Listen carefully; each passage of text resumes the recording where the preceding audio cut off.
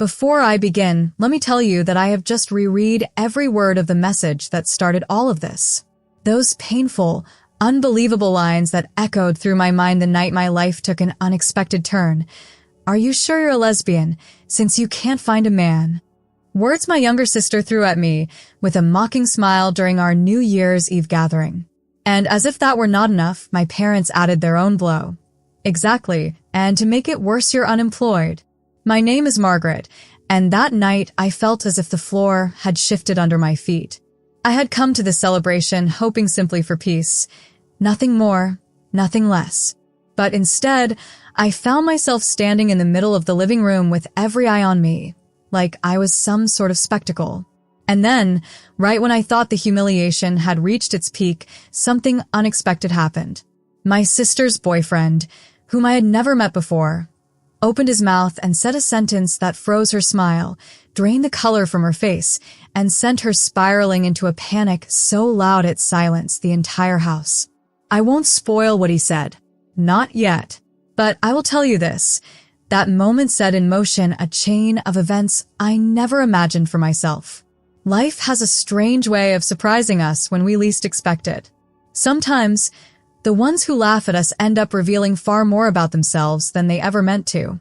And sometimes, the words meant to hurt us become the spark that leads us to a better path, one filled with light, hope, and even joy. I am here to share my story with you, in my own voice, because I know many of you have lived through moments when family, of all people, should have lifted you up but instead pushed you down. If you have ever felt misunderstood, judged, or underestimated, then sit with me now. What happened that night changed my relationship with my family, my future, and myself. And what came afterward is something I never thought possible. Before we begin the 7 parts of the story, do me a kindness. Subscribe to the channel, leave a comment telling me if you have ever had a family gathering turn into a moment you will never forget. Your stories matter, much more than you know. When I arrived at my parents' house that New Year's Eve, I carried a quiet hope in my chest. Nothing fancy, just the wish for a peaceful evening. I had spent the past months trying to rebuild myself after losing my job, and although the wound was still tender, I was trying to stay steady. The air was warm, the house smelled of roasted apples and cinnamon, and I told myself, Margaret, keep your chin up. Tonight will be calm. My younger sister, Helen, greeted me with the same sharp smile she had worn since she was a child. The kind that always made me feel as if I were stepping into one of her little traps. She took a step forward, hooked her arm around her boyfriend's, and said loudly, Margaret, this is Daniel. And Daniel, this is my sister, the one who can't find a man to save her life. I felt my breath catch, but before I could speak, she added in that sing-song tone she used whenever she wanted to get under my skin, Are you sure you're a lesbian, since you can't find a man? The room filled with uncomfortable chuckles. Then, like adding salt to an open wound, my mother chimed in, shaking her head. Exactly. And to make it worse, you're unemployed. My father gave a tired sigh, as if my very existence were a burden. I felt heat rise in my cheeks, but I kept my voice calm. I didn't come here to argue. It's New Year's Eve. Helen waved her hand. Oh, don't be dramatic, Margaret. We're just telling the truth. For a moment, I looked at Daniel. He seemed nervous, shifting from one foot to the other, glancing at Helen as if trying to choose his words carefully. He didn't look cruel. He looked troubled. He finally cleared his throat. Actually, Helen, there's something I should say. Helen stiffened. Daniel, not now. But he continued. No, I think now is the right time. Her smile vanished. She grabbed his arm tightly. I said not now. Guests fell silent. My parents exchanged confused glances. I stepped back, feeling something shift in the air, like the moment right before a storm breaks. Daniel swallowed hard. Helen hasn't been honest with anyone here. And before this year ends, I think the truth should be spoken. Helen's eyes went wide with panic. Daniel, stop it. Don't you dare. Her voice cracked sharply, and suddenly she screamed. A raw, frightened scream that made everyone in the room freeze. In that moment, I realized that whatever Daniel was about to reveal would shake our family in ways none of us had expected. Helen's scream echoed through the living room, sharp enough to make one of the guests drop a glass on the floor. The sound of it breaking only added to the tension. For a moment, no one moved. Even the clock on the wall seemed to hold its breath. I stood there, feeling my heart beat in my throat, watching my sister cling to Daniel's arm as if she were trying to stop the truth itself from escaping. My mother hurried toward her. "Helen, what is the matter with you? Lower your voice. People are watching." Helen pulled away, her hands trembling. "He's lying. He wants to ruin everything." Daniel rubbed his forehead, looking more exhausted than angry. "Helen, I'm not trying to ruin anything, but I can't stand here and pretend anymore. Not after what you've been doing." My father stepped forward, his brows knitted. "What exactly has she been doing?" Helen shot Daniel a furious look. "If you say one more word, I swear." I finally spoke, my voice steady. "Helen, let him talk. Whatever it is, we deserve to hear it." She turned to me like she wanted to slap my words out of the air. "Of course you'd say that. You've always wanted to see me fail." I took a slow breath. "I've never wanted that. Not once." Daniel closed his eyes for a moment, as if gathering courage. "Your daughter," he began quietly, "has been hiding something important from all of you. Something that involves money and work and honesty." My parents stiffened. My mother asked, "Money? What are you talking about?" Helen shook her head violently. "Daniel, stop. You promised you wouldn't say anything." He looked at her with a mixture of sadness and disappointment. "I promised I wouldn't tell anyone if you stopped. But you didn't." There was a murmur among the guests. My parents exchanged uneasy glances. I felt a strange heaviness fall over the room, but not fear, just a sense that a long-hidden truth was inching toward daylight. My mother touched Helen's shoulder gently. "Helen, darling, is there something we should know?" Helen stepped back, shaking, her face red and blotchy. "It's not true. He's making it sound worse than it is." Daniel spoke softly but firmly. "They're your parents, Helen. They deserve to know." Helen covered her ears like a child refusing to listen. "No, no, no, no." And then she ran out of the room, almost tripping over her own shoes, leaving the rest of us frozen in the wake of her panic. Guests exchanged confused whispers. My parents stared at the doorway as if they couldn't believe what had just happened. I looked at Daniel, who seemed suddenly smaller, like the weight of everything had finally settled on his shoulders. "Daniel," I said quietly, "what exactly is going on?" He took a deep breath, preparing himself to reveal the truth that was about to change far more than just our holiday evening. Daniel lowered himself onto one of the dining chairs, his shoulders slumped as though he had been carrying a burden far heavier than anyone realized. The room was quiet now, except for the faint rustling of guests shifting uncomfortably. My parents stood close together, looking as if they were bracing for a cold wind. I pulled out a chair and sat across from him. "Daniel," I said gently, "you can speak. No one is shouting now." He nodded, though his eyes stayed fixed on his hands. "I didn't come here tonight intending to make a scene, but Helen's words to you, I couldn't stand by anymore. She shouldn't talk to you like that. Not after everything." My mother cleared her throat. "Just tell us plainly, what has Helen been hiding?" Daniel looked up slowly. "She hasn't had her job for months." My father blinked. "Her job? But she told us she was promoted recently." Daniel shook his head. "She was let go, long before she met me. And she didn't tell any of you because she was afraid of disappointing you. She said she couldn't bear hearing the same criticism she throws at Margaret." A hush fell over the room. Even the guests nearby leaned in a little, though they tried to pretend they weren't listening. I swallowed. "So she's been unemployed, like me." "Yes," Daniel said quietly. "And she's been pretending everything is fine, borrowing money from friends, taking small loans she can't repay. She kept saying she just needed a bit more time to look successful before coming clean." My mother pressed a hand to her chest. "But why would she mock her own sister for something she's going through herself?" Daniel sighed. "Because she's ashamed. And when Helen feels ashamed, she gets defensive. She pushes attention away from herself. She told me more than once that if everyone was busy criticizing Margaret, no one would question her. Those words struck me in a deep place I didn't like to visit. I felt a tightness form in my throat, but I kept my posture straight. I had spent so much of my life being the one everyone whispered about, the one they pointed at. Hearing that my own sister used me as a shield had hurt in a way that was not loud, but heavy. My father rubbed his forehead. So she lied about her job. But that still doesn't explain why she panicked like that. Daniel hesitated. There's more. And it's the part one thinks she feared you would discover tonight. My mother whispered. What more could there be? Daniel's voice softened, almost to a whisper.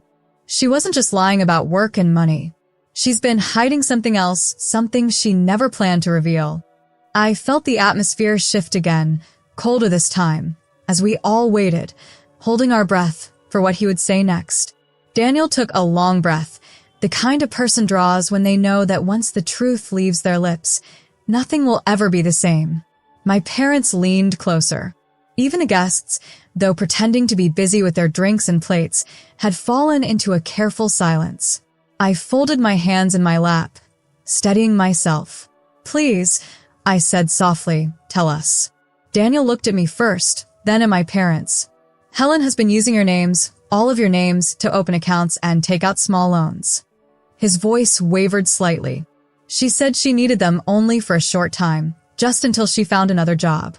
But she never stopped. My mother gasped, covering her mouth. My father's eyes widened, and he gripped the back of a chair so tightly his knuckles turned pale. A few guests exchanged startled glances.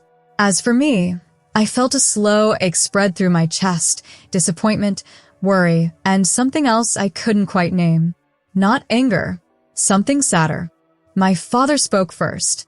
You mean to tell me she stole our names? Our information? Daniel nodded. Yes. I begged her to stop. I even offered to help her sort things out. But she was too afraid of being found out.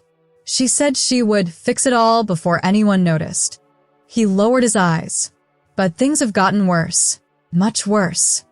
My mother shook her head in disbelief. This cannot be true.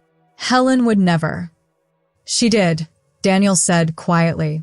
And she told me tonight that the company she owes money to has started sending letters.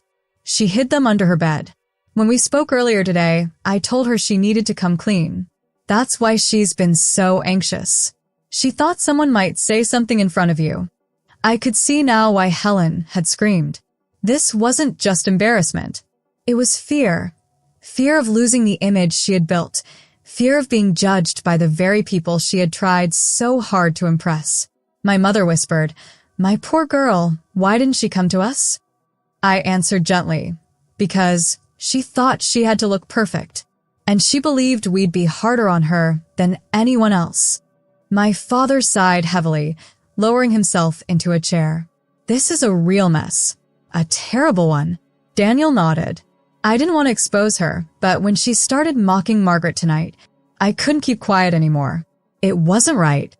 I looked around the room, at my distressed parents, at the guests pretending not to stare, at the empty doorway where Helen had run, and I felt something shift inside me. A mixture of compassion and resolve. I stood. I need to talk to her, I said. She may be angry with all of us, but she's terrified. And someone needs to reach her before she does something foolish. Daniel rose as well. She went to the back garden. Please be gentle with her. I nodded and walked toward the hallway, my steps firm but my heart softening with each one. The revelations of the night had shaken the whole family, but for the first time in a long while, I felt something unexpected rise within me. A quiet strength I hadn't known I still possessed. I found Helen in the back garden, her hands pressed against her face as she leaned over the small stone fountain.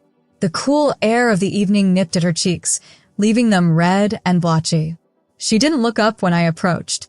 Helen, I said softly, keeping my voice steady. It's me, Margaret.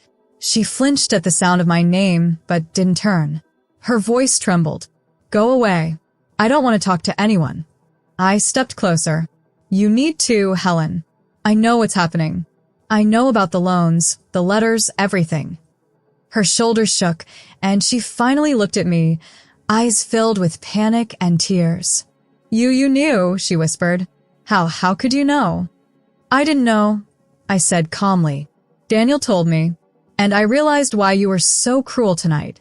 You were scared, and feared it makes people act in ways they regret. She buried her face in her hands again. I thought I could fix it all before anyone found out.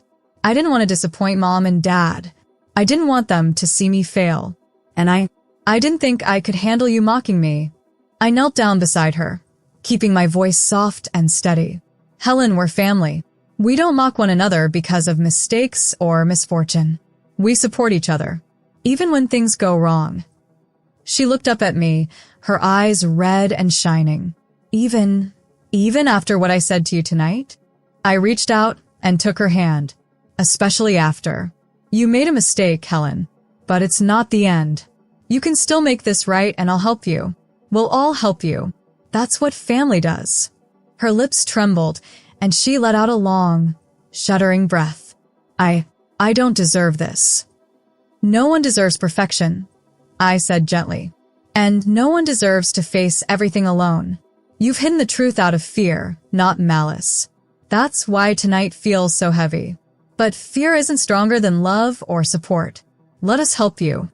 For the first time that evening, Helen's rigid posture softened. She wiped her tears and nodded slowly.